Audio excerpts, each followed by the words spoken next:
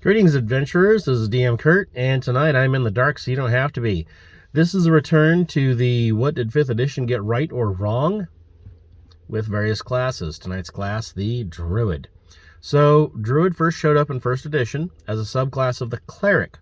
It was harder to qualify for. You needed a 12 Wisdom to be a Druid, but only a 9 to be a Cleric.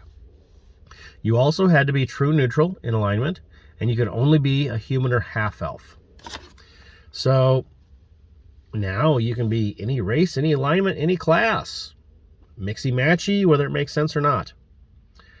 And in 1st edition, if you wanted to get 12th, 13th, or 14th level as a druid, you had to first amass the experience points, and then you had to find the druid of that level to defeat in a duel. And then you could become that level. And if not, drop your XP down to the bottom of your level and try again later. Now everybody gets to go up to 20th level.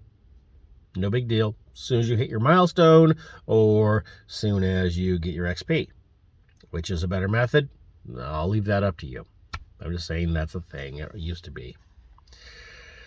It used to be you could wild shape into a small animal at level 7 for Druid. Now it starts at level 2. And starts out as a smallish animal of half CR, low hit die, and it can't be anything with a swimming or flying speed. At level 4, anything with 1/2 CR. Yes, 1/4 CR at level 2. Anyway, goes to half CR, then 1 CR. You get to do things that can swim, and then later, at the very top at 8th level, any movement type. Now, we had a Aarakocra druid, a bird person, and it made sense that she would be most in tune with other flying creatures. So she started out with birds, and later things that could swim, and eventually things that could burrow. We just swapped out flying for burrowing as the descriptors in the movement things she was required.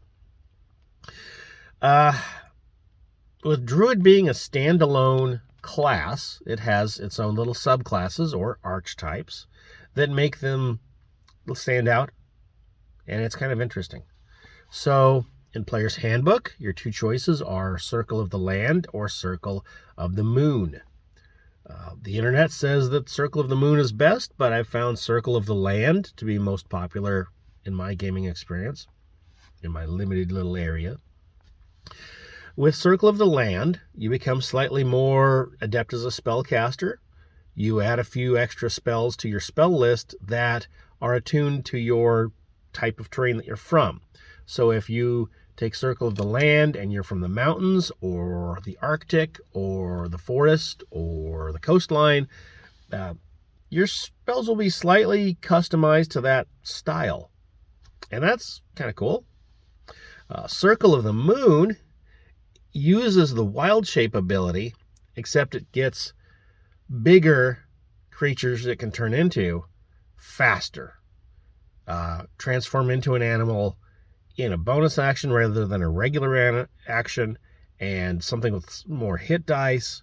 So the Circle of Moon druids tend to be more powerful in hand-to-hand situations, which is kind of important. I mean, as a druid, you have limited armor and limited weapons.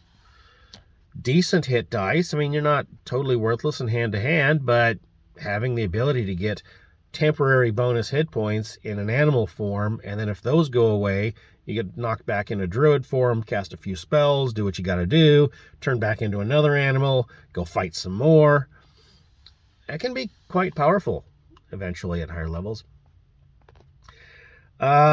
Some of these supplemental books added new archetypes for the druids, and the Circle of Dreams, you added more Feywild, fairy kind of things.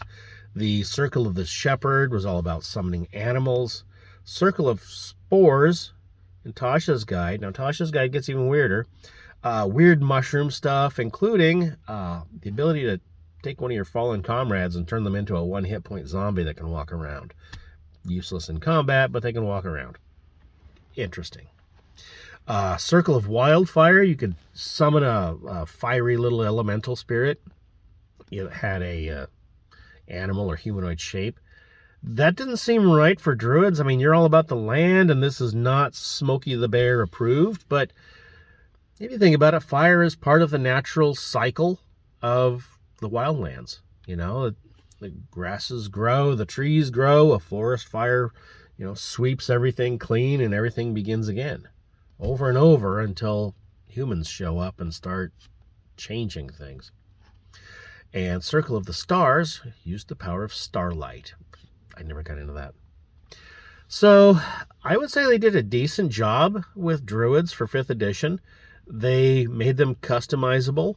They kept to the spirit of the class being nature priests. And even though it was never really a class that clicked much for me, I'd say they did a decent job of that class. So druids, yeah, not bad. DM Kurt, out.